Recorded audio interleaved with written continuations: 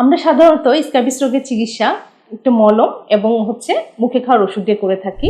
এখন এই ক্রিমটি ব্যবহার নিয়ম আমরা জেনে নিই। ল্যাকটেটিং মাদার দেখেছে, অর্থাৎ যারা বাচ্চাদের বুকের দুধ খাওয়ায় তারা এটা লাগাতে পারবে কিনা।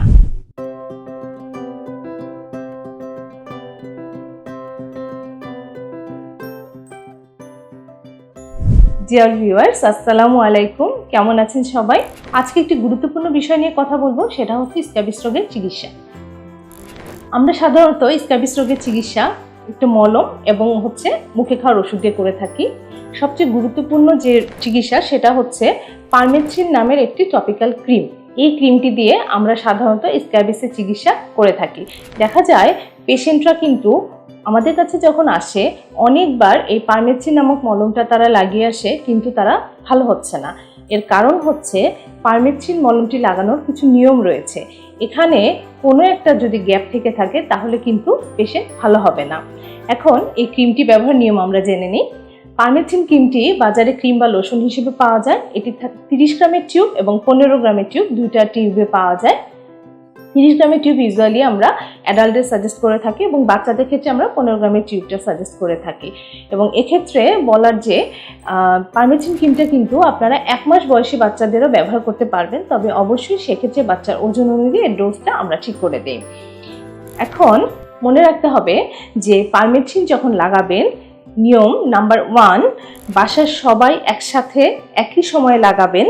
ক্রিমটি সমস্ত শরীরে ভালোভাবে তেলের মতো মালিশ করে করে লাগাবেন। বিশেষ করে আঙ্গুলের ফাঁকে, নখের নিচে, নাভিতে, প্রাইভেট পার্টের আশেপাশে এসব জায়গায় ভালো করে লাগাবেন। ক্রিমটি রাতে লাগাতে হবে, 12 ঘন্টা এটি আপনার শরীরে থাকতে হবে। অর্থাৎ যদি রাত 10টায় ক্রিমটি লাগান, আপনাকে পরের দিন সকাল 10টায় গোসল করে ফেলতে হবে।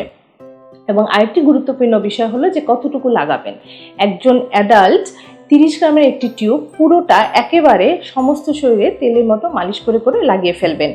এবং রাতে যদি কেউ টয়লেটে যান বা হাত পা ধুতে হয়, বাচ্চাদের ক্ষেত্রে যদি ডাইপার চেঞ্জ করেন, তবে সেই জায়গাগুলি মুছে আবার ক্রিমটি অ্যাপ্লাই করে ফেলবেন। এবং আরেকটি কোয়ারি যেটা প্রায় পেশেন্টরা করে থাকে, যে ল্যাকটেটিং মাদার দেখেছে, অর্থাৎ যারা বাচ্চাদের বুকের দুধ খাওয়ায় তারা এটা লাগাতে পারবে কিনা। এর উত্তর হচ্ছে হ্যাঁ, অবশ্যই তারা লাগাবে। সেক্ষেত্রে নিয়মটা হলো বাচ্চাদের বুকের দুধ খাওয়ানোর সময় জায়গাটা তারা ধুয়ে বাচ্চাকে খাওয়াবে। এরপর খাওয়ানো শেষ হলে পুনরায় ক্রিমটি অ্যাপ্লাই করে ফেলবে। এবং গর্ভবতী মহিলারাও কিন্তু নিশ্চিন্তে এই ক্রিমটি অ্যাপ্লাই করতে পারবে। এখন এই ক্রিমটি একবার ব্যবহার করার পর 7 দিন পর এটি আবার ব্যবহার করতে হবে। আমরা ডার্মাটোলজিস্টরা সাধারণত সপ্তাহে 1 দিন করে 3 থেকে 4 সপ্তাহ এটা সাজেস্ট করে থাকি। এবার আমি বলবো এই ক্রিমটি লাগানোর পরে আপনাদের কি কি করতে হবে। প্রথমত, পারমেথ্রিন দিয়ে যেদিন গোসল করবেন সেদিন আপনাদের বাসার সবার বিগত 3 দিনের যত কাপড় চোপড়, বিছানার চাদর, বালিশের কভার যা কিছু আছে সব কিছু ফুটন্ত গরম পানিতে 30 মিনিট সিদ্ধ করে ধুয়ে রোদে শুকাতে হবে। আবার বলছি, অবশ্যই ফুটন্ত গরম পানিতে, শুধুমাত্র গরম পানি করে কাপড়ে ঢেলে দিলে কিন্তু হবে না। এবং যে জিনিসগুলো ধোয়া সম্ভব না, যেমন জাজিম, তোশক, বালিশ, এগুলি রোদে দিতে হবে প্রতিদিন।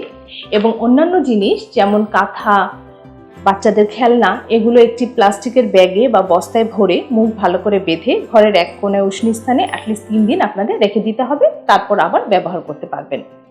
তো পারমেথ্রিন ব্যবহারের এই নিয়ম কানুনগুলি যদি মেনে চলেন, তবে অবশ্যই এই রোগটি থেকে আপনাদের নিরাময় সম্ভব।